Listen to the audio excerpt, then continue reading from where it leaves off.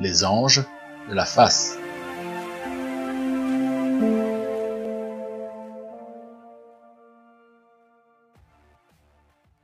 Nous allons parler d'un petit sujet que j'ai médité et qui m'a encouragé, qui m'a fait du bien, parce que le Seigneur nous recommande de chercher les choses qui sont en haut dans les cieux plutôt que celles qui sont en bas sur la terre.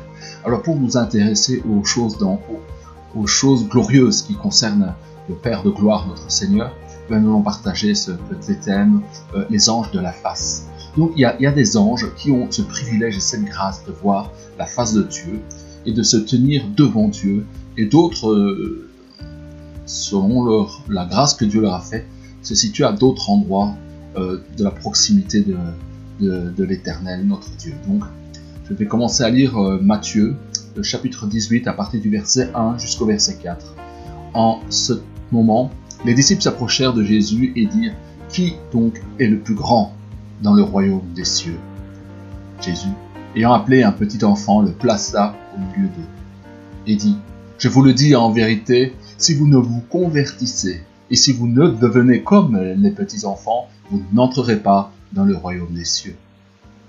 C'est pourquoi quiconque se rendra humble comme ce petit enfant sera le plus grand dans le royaume des cieux. » Donc les disciples voulaient absolument savoir qui est le plus grand dans le royaume des cieux. Évidemment, quand on dit le plus grand, c'est excepté Dieu. C'était sûrement au milieu des disciples qui est là, qui serait le plus grand. Parce que, assurément, le plus grand dans le royaume des cieux, c'est Dieu lui-même.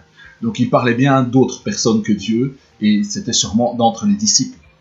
Mais Jésus, pour les enseigner, prend un petit enfant, le place au milieu, et leur dit que si vous ne vous convertissez, et si vous ne devenez comme les petits enfants, vous n'entrerez pas dans le royaume des cieux. Donc Jésus leur dit, si vous pensez encore de cette manière-là, de savoir qui va être le plus grand dans le royaume des cieux, eh ben, vous devez changer cette manière de penser, car ce n'est pas comme ça qu'on devient grand dans le royaume des cieux. Cette pensée est vraiment à l'opposé. Et elle vous empêchera même de rentrer dans le royaume des cieux. Parce que ce ne sont pas les hautains et les orgueilleux qui rentrent dans le royaume des cieux, mais ceux qui se convertissent, qui changent leur pensée. Et Jésus va les amener sur un nouveau système de pensée, et il dira dans Matthieu 18 au verset 4, « C'est pourquoi quiconque se rendra humble. » Donc nous avons à nous rendre humbles, comme ce petit enfant, et alors nous serons grands dans le royaume des cieux. C'est comme Jean-Baptiste le disait, il faut que je diminue, et il faut que Christ croisse. Il faut que nous diminuions, il faut que nous puissions nous rendre humbles. C'est un exercice à faire sur soi-même, à ne pas aller au-delà de nous-mêmes, car un enfant n'a aucune prétention. Il vit son instant présent, il réagit à ce qu'il voit, mais il n'a pas de prétention. C'est quand nous grandissons, nous avons des prétentions, nous cherchons des honneurs, nous estimons qu'on doit nous parler d'une certaine manière, et nous sommes lents à pardonner. Mais un enfant, il est humble et il est simple. Et c'est les deux conditions que Dieu nous demande d'avoir pour entrer dans le royaume des cieux. Être humble, se rendre humble et se convertir. C'est-à-dire changer notre système de pensée et rentrer dans la pensée de Dieu, entrer dans le système de pensée qui est celui de Dieu, dans le renouvellement des pensées que Dieu donne à ceux qui sont nés de nouveau, qui ont reçu l'Esprit de Dieu et qui a un impact dans leur cœur pour transformer leurs pensées et les aligner sur les pensées de Dieu, sur les pensées du royaume de Dieu. Et dans Matthieu chapitre 18 verset 10, il dit « Gardez-vous de mépriser un seul de ces petits enfants donc, car je vous le dis, leur ange dans les cieux voit continuellement la face de mon Père qui est dans les cieux. » Donc il y a des anges qui sont rattachés aux enfants, qui sont humbles, innocents. Et ces anges sont les représentants de ces enfants humbles devant la face du Père. Donc la face des anges est devant la face du Père, de Dieu. Donc cela veut dire que s'il y a quelque chose de mauvais qui est fait à ces enfants, le Père le saura directement. Il le verra sur la face de ces anges-là, et la face de Dieu se tournera vers ceux qui troublent, qui malmènent ces petits enfants. Donc voilà, nous savons qu'il y a des anges qui sont devant la face de Dieu. Donc ils ont une place spéciale. Alors, nous allons lire encore un autre texte dans Luc 1, chapitre 1, versets 18 à 19. Zacharie dit à l'ange, « À quoi reconnaîtrai-je cela? Car je suis vieux et ma femme est avancée en âge. » L'ange lui répondit, « Je suis Gabriel, je me tiens devant Dieu, j'ai été envoyé pour te parler et pour t'annoncer cette bonne nouvelle. » Là, nous voyons dans ce passage que c'est Zacharie avec sa femme Élisabeth, où l'ange vient pendant que Zacharie est en train d'officier dans le temple. Cet ange lui parle et lui dit qu'il va avoir un enfant, il lui indique le nom que l'enfant devra porter, qui est Jean-Baptiste. Et là, cet ange se révèle, se montre et se fait connaître. Il dit, je suis Gabriel, je me tiens devant Dieu. Donc cet ange se tient là aussi. Nous voyons qu'il y a les anges de la face. Donc, il y a des anges qui ont le droit d'être en position de voir la face de Dieu. Et entre autres, Gabriel, l'ange Gabriel, l'archange Gabriel est venu et il vient apporter une parole de Dieu à Zacharie. Et il a été envoyé pour lui parler, pour lui annoncer cette bonne nouvelle de la naissance de Jean-Baptiste, qui est celui qui va préparer les chemins du Seigneur. Et nous voyons que là aussi, Gabriel est un ange qui a le droit de se tenir devant la face de Dieu, qui est dans la gloire, et il échange face contre face, mots. Il entend les mots de Dieu. Il est celui qui voit la face. La face, c'est le visage. C'est là où vous voyez les émotions. C'est là où vous pouvez voir l'attitude, les dispositions intérieures d'une personne, c'est par sa face. La face est l'expression des pensées profondes et des émotions. Et comme Dieu n'est pas un Dieu qui triche, ou qui ment sur ce qu'il pense, ou qui cache ses émotions, car il n'a rien à cacher, car il est la lumière, il est le Dieu véritable. Il parle. Et quand il parle, avant même qu'il parle, vous pouvez, les anges qui sont devant sa face, comme ces anges qui représentent ses petits-enfants, l'ange Gabriel, voient la face de Dieu. Ils contemplent la face de Dieu. Quand Dieu parle, ils savent, par rapport aux mots de Dieu, s'il est en colère, s'il est plein de compassion, s'il est plein de douceur, ou s'il interpelle, ils discernent et ils peuvent interpréter, voir, par ce qui n'est point caché, ce qu'il y a dans le cœur de Dieu, et mettre en accord la pensée de Dieu, ce qu'il ressent, ce qu'il pense et ses mots. C'est un grand privilège. Donc nous devons réaliser que là-haut dans les cieux, ces anges, les enfants innocents, et nous avons tous été à un moment des enfants innocents, nous avons eu des anges qui nous représentaient là-haut, pour nous garder dans notre innocence, pour nous garder dans notre humilité d'enfant, parce que nous sommes l'objet de l'amour de Dieu. Et Zacharie a été face à un ange qui, lui, venait de la face de Dieu vers lui. Quel privilège!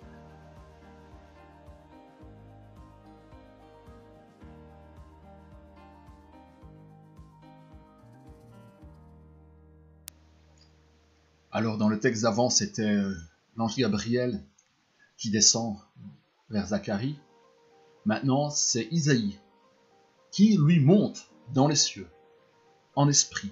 Son esprit est face au Seigneur de tous les esprits.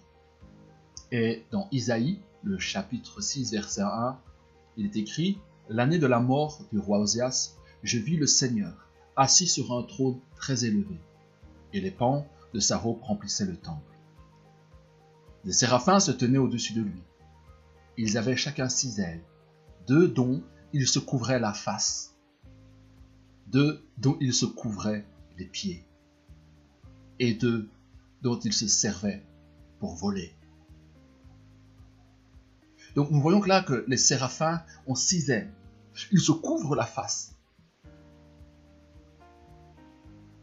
Car il y a la gloire de Dieu, la seigneurie de Dieu qui est là. Mais eux, ces séraphins, à l'inverse des anges, des enfants de la face, et de Gabriel, eux, ont des ailes pour se couvrir la face, les pieds, et d'autres qui se servaient pour voler. Verset 6, chapitre Isaïe 6, le verset 3, ils criaient l'un à l'autre et disaient « Saint, Saint, Saint est l'Éternel des armées, toute la terre est pleine de sa gloire. » Et les portes furent ébranlées dans leurs fondements. par la voix qui retentissait, et la maison se remplissait de fumée. Alors je dis, malheur à moi, je suis perdu, car je suis un homme dont les lèvres sont impures. J'habite au milieu d'un peuple dont les lèvres sont impures, et mes yeux ont vu le roi, l'Éternel des armées. Donc voilà Isaïe qui dit malheur à moi. Alors vous voyez, souvent nous vivons des moments glorieux dans la présence de Dieu, mais quand nous sommes vraiment dans la présence de Dieu, les premiers mots qui sont sortis de Isaïe, c'est malheur à moi. Je suis perdu, car je suis un homme dont les lèvres sont impures. Directement, parce qu'il est devant le Seigneur, il prend conscience de ce qui est encore impur en lui. Et son impureté se manifestait par ses lèvres, par ce qui sortait de sa bouche. Et il déclare, j'habite au milieu d'un peuple dont les lèvres sont impures. Donc, Isaïe, en tant que prophète, a été établi pour les autres, pour Israël. Et il ne se sépare pas d'Israël. Le peuple est impur, mais moi aussi je le suis. Car moi je suis avec eux et eux sont avec moi. Et il dit, et mes yeux ont vu le roi, l'Éternel des armées. Donc Isaïe a été placé dans un lieu où il a vu des anges, des séraphins qui étaient là, en haut, qui se couvraient la face. Et lui est mis devant l'Éternel. Et il savait que c'est quelque chose de dangereux de se tenir devant Dieu. Et la première chose, quand il était face à la gloire de Dieu, au roi des rois, la première chose dont qu'il voit, c'est son impureté. Alors, pourquoi partager sur ce texte, sur ces textes? C'est parce que nous qui marchons avec Dieu, que nous nous sommes convertis, qui travaillons à nous rendre humbles, nous avons cette possibilité, comme Isaïe, à aller dans la gloire de Dieu, d'être transportés et de voir ce qui est caché aux yeux des hommes et que Dieu révèle et montre à ceux qu'il aime. Mais pour cela, deux caractéristiques nous sont très importantes. Se rendre humble, être comme un enfant, sans prétention, et accueillir la grâce que Dieu veut nous donner. Car Dieu a fait grâce à Isaïe, Dieu a fait grâce à Zacharie et à son épouse d'envoyer Gabriel, l'ange puissant qui est devant la face de Dieu, pour leur apporter une parole. Et Dieu est tellement riche en bonté qu'il a une grâce pour toi, il a une grâce pour moi. Et il est tout disposé à se révéler, à se faire connaître à toi de manière glorieuse, afin que sa parole soit rendue vivante pour toi. Dieu s'est montré à Moïse sur la montagne. Il a vu la gloire. Dieu a écrit sur les tables en pierre les 10 commandements. Il a vu des choses extraordinaires. Mais ces choses-là sont là pourquoi?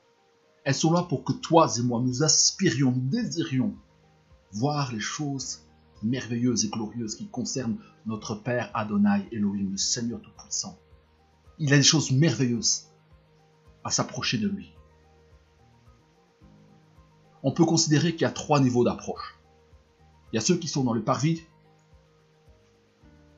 il y a ceux qui sont dans le lieu saint, c'est ceux qui marchent par le Saint-Esprit, et puis il y a le lieu très saint. Et je crois que c'est là où Isaïe s'est tenu, c'est dans le lieu très saint, car là il a entendu la voix du Père, qui lui a parlé, et qui a dit, qui enverrons-nous? Car c'est ce que Isaïe a entendu, qui enverrons-nous? Car Dieu cherche des personnes qu'il peut envoyer. Et quand on arrive dans cette proximité du trône du Père, nous entendons quelque chose, une voix qui nous parle, qui nous dit, qui enverrons-nous? Et là, c'est à nous à répondre à cet appel de Dieu pour aller dans la direction qu'il nous donne.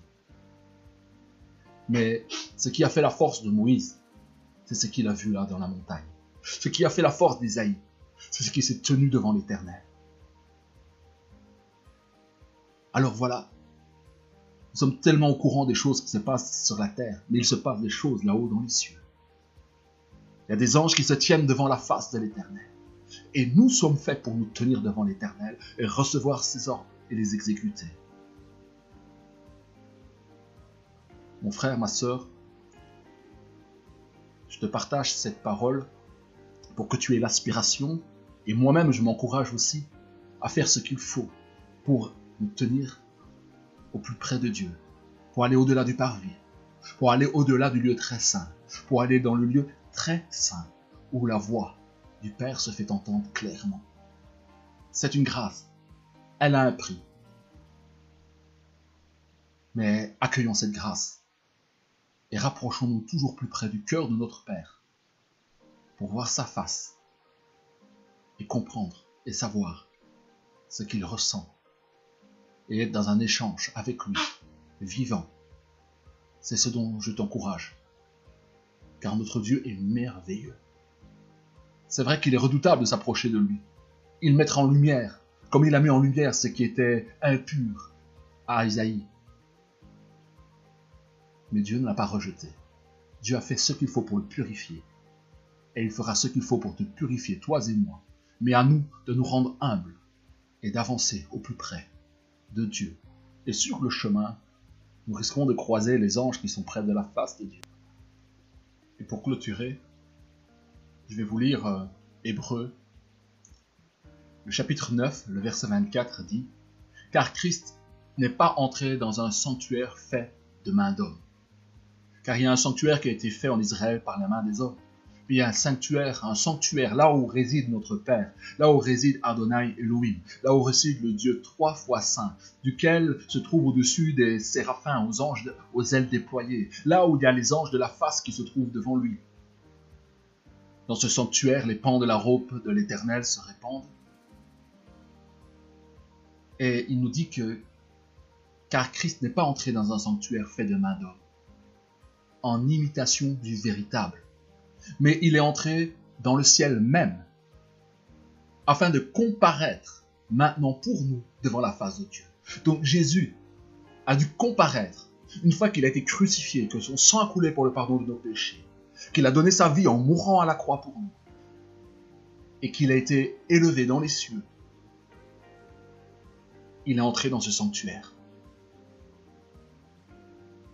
Et il a comparu devant Adonai Elohim.